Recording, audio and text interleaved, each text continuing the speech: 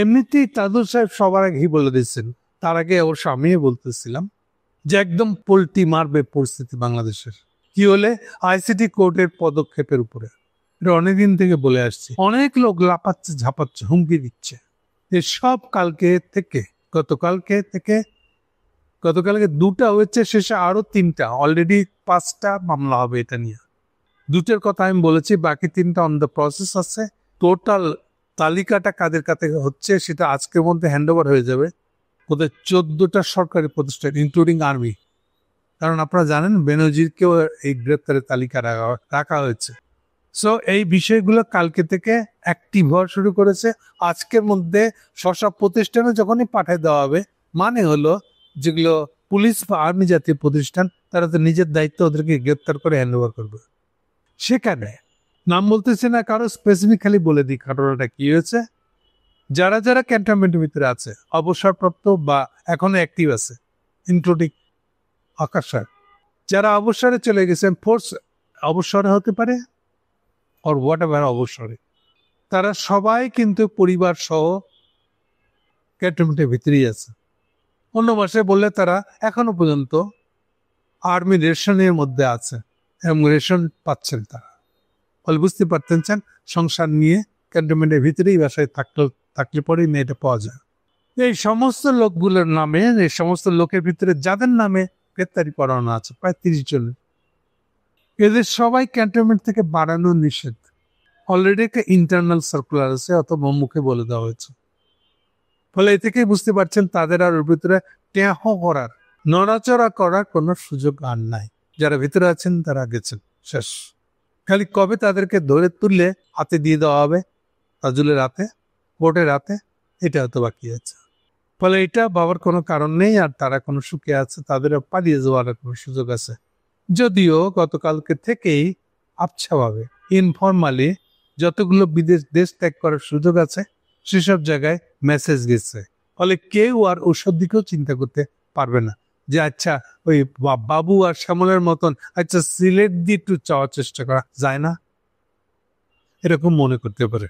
এখনো যিনি গ্রেপ্তার হয় নাই বা তার নামে আসে নাই, সে হলো বিডিআর এর প্রধান, যিনি এখনকার, এটাও আসছে অন দা ওয়ে। এগুলো একটা বাদ যাবে না। এখন যেটা প্রসঙ্গে এনে কথা বলবো, এর একটা ইম্প্যাক্ট পড়ছে পলিটিক্যাল পার্টিগুলোর মধ্যে।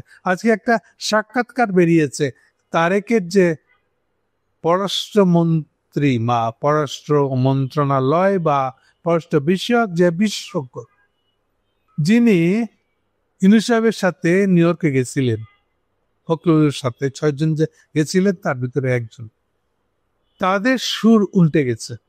সাক্ষাৎকার বেশিরভাগ কথা উনি ইংরেজিতে বলছেন, এটা তো মানুষের কষ্ট হবে, তবুও যতটুকু আছে সার কথাটা হলো এই, ওই ভাষ্যের ভিতরে ইন্ডিয়াকে হুমকি দেওয়া হয়েছে। অবাক কাণ্ড, চিৎপট হয়ে গেছে। ও বলতে চাইছে যেটা, যে সার কথা বাংলায় বললে, যে ইন্ডিয়াকে ঠিক করতে হবে যে তারা বাংলাদেশের মানুষ যে তাদের বিরোধী হয়ে গেছে, এইটার কোনো দায়িত্ব আমরা নিব না। বাংলাদেশের মানুষের মন জয় করার দায়িত্ব তাদের, আমরা নাই এই কারণে। এটি উনি বলতে যাচ্ছে। বড় ধরনের টার্নিং অবশ্যই। কেন এরকম হলো? আমি মনে করি এটার সরাসরি ইম্প্যাক্টের কারণ হলো গতকালকে গ্রেপ্তারের যে নোটিশগুলা বা আদালতে যে ফর্মাল চার্জগুলো নিয়ে আসা, সেটার কারণে সবচেয়ে খারাপ অবস্থায় আছে গতকালকে থেকে ইন্ডিয়া বাংলাদেশের পরিস্থিতি। ফলে স্বভাবতই তার যত দালাল আছে, যদি আমাদের মিডিয়ার কথা বলি, সবচেয়ে একদম গিজ করতেছে দালালে, সেই জায়গাটার নাম হলো মিডিয়া, বিশেষ করে প্রিন্ট মিডিয়া, টিভি মিডিয়াগুলো তো আছেই। সেই দালালদের ভিতরে অস্থিরতা তৈরি হয়েছে, নতুন বাবা খুঁজতে হবে, তাতে দালালির পয়সা নালে তো সংসার চলে না। আবার সেসব জায়গার দায় তারেক নিতে চাচ্ছে না, তার ইঙ্গিত স্পষ্ট হয়ে আসতেছে। অন্য ভাষায় বলতে গেলে, যেটা বলতে গেছিলেন একটু আগে, অগ্নিহোত্রী যে বাংলাদেশের সাথে সম্পর্ক রাখে, অগ্নিহোত্রী ইনচার্জ অব বাংলাদেশের স্টেশন চিফ, কিন্তু থাকে না বাংলাদেশে। হাসিনা পড়ার পরে প্রথমে কিছুদিন ছিল, কিন্তু ইমিডিয়েট উনি দেশ ত্যাগ করেছেন, বাংলাদেশে থাকেন না, কিন্তু ইন্ডিয়াতে বসেই বাংলাদেশের কাজকর্ম দেখাশোনা করেন। তিনি বাংলাদেশে যতগুলো লোকের সাথে কথা বলতেন, যোগাযোগ রাখতেন, ইভেন এমন লোকও আছে, শুনলে অবাক হবেন, নাম বলবো না আজকে, নাম বলবো না, তাদের সাথে উনি ডাইরেক্ট নির্দেশ দিয়ে বলেন তোমরা কালকে চিটাং যাইবা, গিয়ে এই লোকের সঙ্গে দেখা করে, প্রকাশ্য দেখা করে এই আচরণ করবা, কাউকে জড়ায় ধরবা। এগুলা নির্দেশ অগ্নিহোত্রীর কাছ থেকে আসে। ফলে বুঝতে পারতেছে ম্যান্ডেটরি হয়ে যায় কোন লোক কালকে চিটাং যাবে আর কোন লোককে জড়ায় ধরবে। এর পর্যন্ত উনি ঠিক করে। আমি বলেছিলাম ওনার একটা কাউন্টার পার্ট আছে বাংলাদেশে। আমার সৌভাগ্য হয়েছিল যে সে কাউন্টার পার্টের কাছে উনি লিখিতভাবে কি কি জিনিস এক্সচেঞ্জ করছেন তার কিছু জিনিস জায়গা পড়ার, সেখানে তাদের প্রবল আগ্রহের কথা লেখা ছিল। কেন এবং কিভাবে তারা 1 নম্বর খেদমতগার হিসেবে মনে করে বাংলাদেশে হাসিনার আওয়ামী লীগ যাত্রা হলে হবে না, আবার ওটা হাসিনার আওয়ামী লীগ হইতে হবে। হাসিনার আওয়ামী লীগই তাদের একমাত্র ভরসা, আলটিমেট ভরসা। কিন্তু ওরাও জানে এটা সহসা সরাসরি পাওয়া যাবে না, মাঝখানে রেখে দিতে হবে অন্য কাউকে। সেই মাঝখানেরটাকে বানাতে চাইছিল বিএনপিকে, 1-1 বছর রাখে ওটার বিরুদ্ধে একটা আবহাওয়া তৈরি করে নিয়ে এইবার হাসিনাকে তারা ফেরত নিয়ে আসবে। এর ছিল তাদের মোটা দাগের প্ল্যান। প্রথম নম্বর কথা হলো যে হাসিনা ছাড়া অন্য কাউকে তারা আস্থা পায় না, মজা পায় না, তাদের খেদমত দালাল হইতে পারবে বলে। সেই কথা ওখানে লেখা আছে, অদ্ভুত কাণ্ড। ইভেন এত ডিটেল বর্ণনা করা আছে কেন তারা এই জায়গায় বারবারে ফিরে এসছে। একেবারে 72-75 সাল থেকে যেগুলো রেফারেন্স টানছে উনি ওই লেখার মধ্যে, সেখান থেকে শুরু করে একেবারে সর্বশেষ এই 15 বছর পার হওয়ার পরে এই আর্গুমেন্টটা উনি দিতেছেন কেন এটা প্রেফারেবল তাদের জন্য। কিন্তু তার আগে তারা বিএনপিকে দিয়ে কিছু কাজ করে নিতে চায়, আর পরিষ্কার করে বলতেছেন 2টা লোককে তারা প্রধানমন্ত্রী হইতে দিবেন না, একটা হলো খোত্তারেক জিয়া আর একটা হলো ম্যাডাম খালেদা জিয়া। ইভেন ইঙ্গিত দিয়েছেন 3য় ব্যক্তিকে হলে চলবে, এই 2টো ব্যক্তি হলে চলবে না। এগুলো হলো খায়ের, যখন তাদের খুব রমরমা যুগ ছিল, মনে করতো তারা এখনো কিং আছে।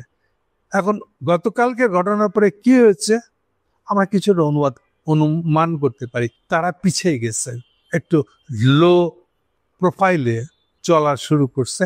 তারই রিফ্লেকশন হলো এগুলা যে তারেক জিয়া এসব কথা বলছে। আপনার যে সাক্ষাৎকারটা ছাপা হয়েছে সেখানে এইসব প্রসঙ্গগুলো আছে। বাংলাদেশের মানুষ, তারেকের আর্গুমেন্ট দেখেন, বাংলাদেশের মানুষ যদি তার ইয়েকে না চায়, ইন্ডিয়ার প্রতি বিরূপ থাকে, বিরূপ না বোধহয় না চায় টাইপের কথা আছে একটা, তাহলে এটা তো আর না, এটা নিয়ে আমাদের কিছু করার নেই। বাংলাদেশের মানে কথা খুব ঘুরাই বলতেছে, বাংলাদেশের মানুষ যদি তার কাটার উপর একটা ফালানি দেখতে না চায় তাহলে তো আমি তারেকের কিছু করার নেই। কথা বুঝেন কিরকম ভাবে দায় ছেঁটে ফালাই দিতেছে। বাংলাদেশের মানুষ যদি ইন্ডিয়াকে অপছন্দ করে এটা নিয়ে আমার কিছু করার নাই, আমি তো এটার বাইরে যেতে পারি না, বাংলাদেশের মানুষের চাওয়ার বাইরে তো আমি যেতে পারি না। এই যে টোনগুলো কোথা থেকে আসতেছে এগুলো একটু বোঝার চেষ্টা করলাম, আমি সেটি এতক্ষণ ধরে আপনাদেরকে বলার চেষ্টা করলাম।